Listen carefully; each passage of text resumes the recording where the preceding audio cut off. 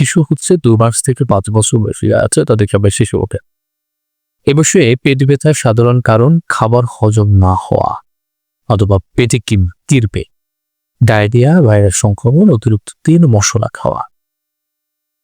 একবার দুবার ব্যথা হলে মানে সারাদিনের ভিতরে একবার দুবার ব্যথা হলে এবং বাচ্চা আবার স্বাভাবিক খেলাধুলা করে তবে চিন্তার কিছু নেই।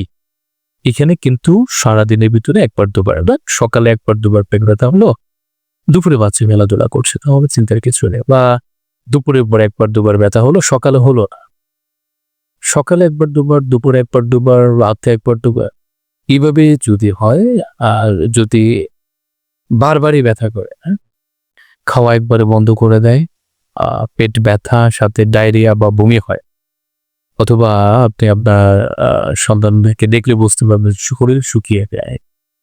আরে আপনি দেখে বুঝতে পারবেন একটা স্বাভাবিক বর্ডে স্বাভাবিক বাচ্চা আর যখন শুকিয়ে যায় তখন দেখলে বোঝা যায়। এরকম যদি হয় তখন ডাক্তার দেখবো খুব জরুরি, খুব দ্রুত আপনার ডাক্তারের শরণাপন্ন হতে হবে না। তো এই টাইপের যে বাচ্চারা আছে এই বয়সে তারাও কিন্তু মানে বলতে পারে না, তাদের ক্ষেত্রে বাপ মা খুবই সতর্ক থাকা উচিত। হ্যাঁ,